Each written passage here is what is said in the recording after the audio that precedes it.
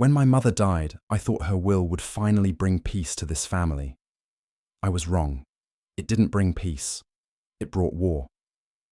The church smelled of lilies and dust, the kind of smell that clings to grief and old wood. My brothers stood shoulder to shoulder, pretending to pray while their eyes darted like vultures. My daughters whispered to each other, their faces pale not from sorrow, but from fear. Fear of what they might lose, or worse, what they might find. Even the priest's voice trembled when he said her name. No one cried. Not really.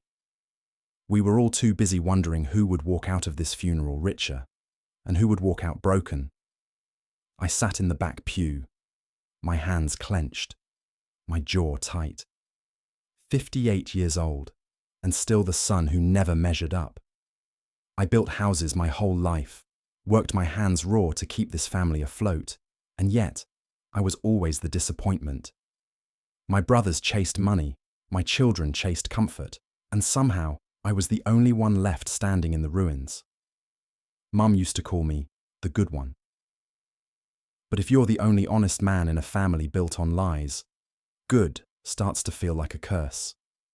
When the lawyer approached after the service, holding that thick brown envelope, I saw something flicker in his eyes. Pity. He didn't have to say it, but I knew.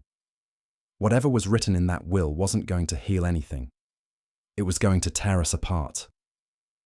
Her will wasn't just a goodbye. It was a confession. 5 pages, 5 secrets, 5 truths, buried so deep we'd never seen them. Each one was a match, waiting to set fire to everything I thought I knew. That night I stared at her photograph on the mantel. Her eyes, calm, knowing, cold, seemed to follow me. For years I believed she'd kept this family together. Now I wasn't so sure. Maybe she'd just been keeping us in check, one secret at a time. You ever think you know someone until a single sentence rewrites your entire life? That's what her will did to me. Every word peeled back another layer of the truth, and what I found underneath wasn't love, it was betrayal. From that moment on, I stopped being her son. I became her reckoning. Stay with me till the end. You'll understand why sometimes revenge isn't born from hate. It's born from love that was never returned. The lawyer cleared his throat, his voice thin and tight, like he'd been rehearsing this moment for days. We all leaned forward. The only sound was the slow ticking of the clock on the wall. He began to read. To my youngest son, Matthew Crowe, I leave the family lake house, the land surrounding it, and all associated deeds and accounts. For a second, I thought I'd misheard him. Matthew? My brother. The one who'd been kicked out 15 years ago for stealing from Mom. The one who hadn't even shown up to her funeral. The room shifted. My daughters froze. My other brother exhaled through his teeth, and I felt something deep in my chest twist. That house wasn't just property. It was the heart of our family. Built by our father, brick by brick, before the fire that took him. I'd spent years repairing it, repainting it, paying the taxes when no one else would. And now it belonged to a ghost. I wanted to speak, but the words caught in my throat. My mother, the same woman who once swore she'd never forgive Matthew, had given him everything. It didn't make sense, not until I found what she'd left out. Later that week, I drove up to the lake house myself. The air smelled like pine and rain. The gate creaked open, and there it was. Quiet, abandoned, but untouched. Inside, dust covered the furniture like a blanket, and yet everything felt preserved. On the mantel, I found a key tucked inside a glass jar, with a note written in her handwriting. For him, because I took too much. The handwriting shook, but the message cut deep. I didn't know what she meant, until I checked the county records. The house wasn't just hers to give. She'd bought it back 6 years ago, from the bank, right after Matthew lost it in foreclosure. Quietly, in cash, under a false name. That meant, all those years she'd told me she was broke, all those times I'd covered her medical bills, sold my truck to pay her debts. She had money. She just didn't use it for me. I drove home that night in silence. Every mile felt heavier. The woman I thought I knew, the one who taught me honesty, who told me we were all equal in her eyes, had played favourites. When I pulled into my driveway, I saw the reflection of the house lights in my windshield. My hands were shaking. For the first time in my life, I didn't feel like her son. I felt like her fool. She didn't just leave Matthew the lake house. She left me a question that would haunt me for the rest of my life. What else had she hidden? It was her first betrayal, and I had no idea. It was only the beginning. It was only, I remember the exact line that made my stomach drop. To be donated anonymously, $500,000 for the purpose of new beginnings. The lawyer read it like it was nothing, but to me, it sounded like thunder. $500,000. Anonymous. My mother used to tell me she didn't have 50 to spare. I'd sold my own car to pay for her medication. I'd postponed my daughter's college tuition because Mum said the bank was watching her accounts. I believed every word, because that's what sons do. But now there was proof. She had money, and she gave it away, quietly, secretly. After the funeral, I went back to her house, a place that felt smaller than I remembered. The air smelled like old perfume and lies. I searched through her drawers, her checkbooks, her letters, every little thing she ever touched. Then, in a box under her bed, I found it. A receipt from a trust fund transfer, dated 8 years ago. $500,000. The signature was hers. The receiver's name had been blacked out with a thick marker, but whoever she'd given it to, she'd wanted it hidden. That was enough to keep me awake for nights. Finally, I called in a favor. An old friend from the bank.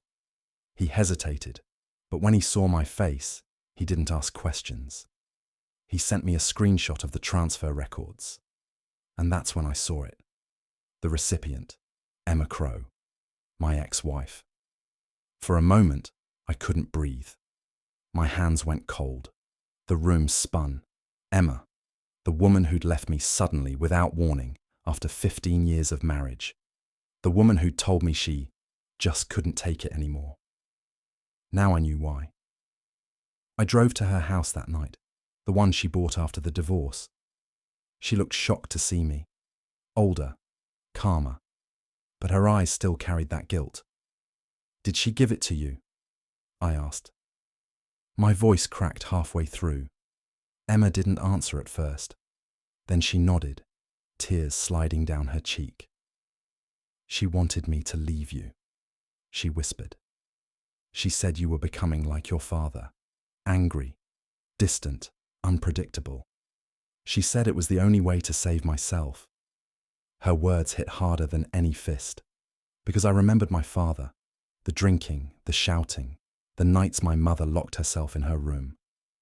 I'd sworn I'd never be like him, but somehow Mum saw him in me, and instead of saving me, she decided to erase me. I drove away in silence. No music, no thoughts, just that one image, my mother signing a check to buy my wife's escape. That night, I realized something brutal. Love can destroy you quietly, with a smile and a signature. Mom didn't die innocent. She died with her sins buried under her will. The third page of the will was shorter than the others. Just one sentence, written in my mother's neat, slanted handwriting. "To the child I couldn't raise, I leave the forgiveness I never earned." At first, I thought it was a metaphor, some poetic way to end a lifetime of guilt. But as I kept reading, the words wouldn't let me go. The child I couldn't raise. That night, I sat in my kitchen long after midnight, the will open in front of me. Rain tapped against the window like it was counting the seconds between my heartbeats. My mind kept circling the same question. Who was she talking about? I had 2 brothers, both alive, both raised under her roof. No other children, no rumors, no whispers, nothing. Yet there it was, written in ink. By morning, I needed answers. I went back to the lawyer's office. He looked surprised to see me, nervous even. His name was Andrew Hayes, mid-30s, polite, professional, too calm for someone who'd just watched a family implode. "Mr. Crowe," he said, straightening his tie, "if this is about the will, everything has already been verified by the court." "I'm not here for the money," I said. "I'm here for the truth." He froze for a moment. Something flickered behind his eyes. A hesitation, a flash of recognition. I caught it. I slid a copy of the page across his desk. "The child she couldn't raise. Who is it?" Andrew exhaled slowly, his jaw tightening. "That line wasn't supposed to be read aloud," he said quietly. "Why not?" He looked down at his hands. "Because it was about me." The room went silent. I heard the hum of the fluorescent light, the faint buzz of the clock. My ears rang. She was my mother too," he said, his voice trembling. "Your father and mine, they were the same man. She met him before he married your mother. I only found out a year ago. She contacted me herself, asked me to handle her will, said it was her way of making things right." I felt the blood drain from my face. My mother's secrets weren't random. They were precise. She hadn't chosen him as our lawyer by coincidence. She'd placed her other son in front of me, dressed in a suit, speaking her words. All the air left the room. The betrayal was too deep to cry over. It wasn't just what she did. It was how she did it. I looked at him, at my mother's other child, and for the first time in my life, I understood her cruelty. She didn't just leave me with pain. She wanted me to face it. That day, something in me shifted. The son she raised died in that office. That's when I stopped being her son and became her judge. I thought I'd already hit the bottom of the truth, but I was wrong again. The fourth secret didn't come from the will itself. It came from a sealed envelope attached to it. Inside were old police reports, half-faded photographs, and one receipt. A payment made 34 years ago. The amount was small, but the name it was written to made my blood turn cold. Sheriff Douglas Hale. That was the man who investigated my father's death. For decades, I believed my father died in an accident, a fall down the old mill stairs on a rainy night. Everyone said he'd been drinking. Mum cried at his funeral, said God took him too soon. I was 9. I believed every word she said. But the file in my hands told another story. There had been witnesses. One neighbour heard shouting before the fall. Another saw my oldest brother, Charles, leaving the mill, his hands covered in blood. Yet none of it ever made it into the official report, because it had been paid to disappear. My mother paid for silence. I sat there in the dark, the papers spread across the kitchen table like a crime scene. The fluorescent light flickered, and for the first time I saw her clearly. Not the grieving widow I'd worshipped, but a woman who chose who lived, who suffered, and who got to be forgiven. She hadn't just buried her husband, she'd buried the truth. The next morning, I went to see Charles. He still lived in the same house, the one Mom gave him after Dad's death, the same house I helped build. When he opened the door, he looked older, heavier, but his eyes still had that same sharpness, the look of a man who'd never been punished for anything. I handed him the report. He didn't even try to deny it. "She told me to stay quiet," he said flatly. "Said Dad was drunk. Said no one would believe me anyway. Said one of us had to carry the name, and it couldn't be him." "She protected you," I said. He nodded. "She always did." That was the moment everything snapped. The lake house, the money, the hidden son. It all made sense now. My mother's love had been a currency. She spent it on the ones who disappointed her most, and saved her judgment for the one who never left her side. Me. I drove home with shaking hands, the wind roaring through the open window like a confession. All my life I believed revenge was poison, something that eats you from the inside. But that night I realized it's not poison if it's justice. She'd covered up a murder. She'd rewritten history to protect her favorite child. And I was done protecting her lies, Revenge wasn't a choice anymore. It was duty. It happened by accident. Or maybe fate. A week after confronting Charles, I returned to Mom's house one last time. The place felt emptier than ever. Rooms stripped of meaning, memories turned into ghosts. I walked through every corner like a stranger, trying to understand who she really was when no one was watching. That's when I saw it, an old photo frame sitting crooked on her dresser. It was a picture of me as a boy, holding a wooden boat, my father standing behind me. The glass was cracked, the edges dusty. Something about it felt wrong, too heavy. I turned it over, pried open the back, and a folded sheet of paper slid out, yellowed, creased, and written in her unmistakable hand. It was a will, a different will, the real one. I sat down on the floor and started reading. My hands shook so hard, the paper rustled like dry leaves. In that version, everything, the house, the savings, the land, was left to me. No conditions, no riddles, no secrets. Just one line at the end. For the only one who stayed when everyone else left. For a moment, I couldn't breathe. I wanted to feel peace, to think maybe she'd finally chosen me. But peace never lasts in my family, because the signature date was 2 months later than the version the lawyer had read. That's when the truth hit like a storm. Andrew, the man who'd claimed to be my half-brother, had switched them. He'd been the one to file the fake document. The one she'd trusted to deliver her final words had betrayed them for profit and for blood. I didn't call the police. I called him. We met at his office after dark. Rain slammed against the windows like fists. He tried to stay calm, but when I laid the real will on his desk, all colour drained from his face. "You knew," I said quietly. "You read both versions." He didn't deny it. His voice trembled. "She wanted to fix things," he whispered. "But I thought I deserved more. I grew up with nothing. You had her. You had a father. I only had her guilt." He buried his face in his hands. "I didn't mean to steal. I just wanted what was mine." I let him talk and let my phone record every word. By dawn, his confession was everywhere. News, social media, family group chats. The Crowe family name, once respected, was now poison. My brothers turned on each other. Lawsuits, threats, shame.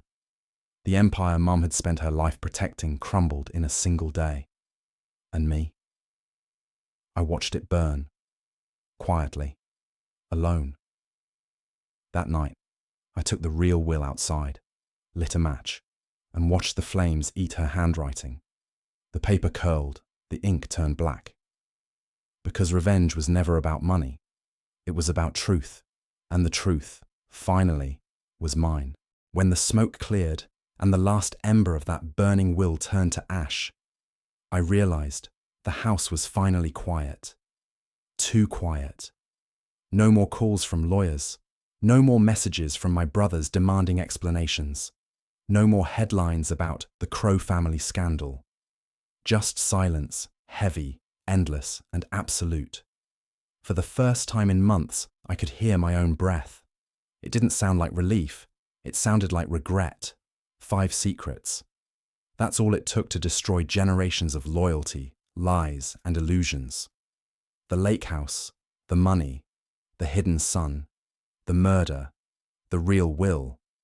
Each truth was a knife, and I was the one who kept twisting it. But how could I stop? Every secret I uncovered made me less of who I was, and more of what she had made me become. Mum always said the dead can't hurt you. But I've learned something different. Sometimes, the dead control us more than the living ever did. Even now, when I close my eyes, I can see her, sitting in that old wooden chair by the window, her rosary tangled in her fingers, that half smile she used when she wanted to hide a lie. I used to think she did everything out of love. Now I know love was her weapon. She used it to bind us, to blind us. And when she was gone, she left the battlefield behind. I walk through the lake house sometimes, It still smells like pine and rain. The floorboards creak like they remember. I tell myself I came back to rebuild it, to make something good out of what's left. But I know that's a lie too.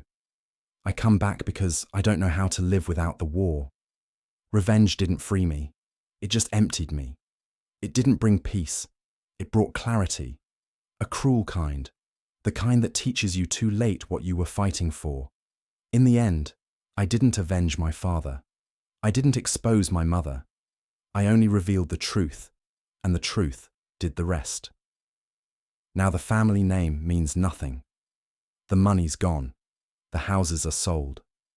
All that's left is me. And sometimes, in the middle of the night, when the wind moves through the trees, I swear I can still hear her voice. Calm, steady, almost proud, as if this was her plan all along. So if you've made it this far, maybe you understand what I didn't. Revenge isn't always about winning. Sometimes, it's just about not dying with the lie. If this story made you feel something, anger, pain, or even justice, don't forget to like and subscribe, because sometimes the darkest stories are the most human.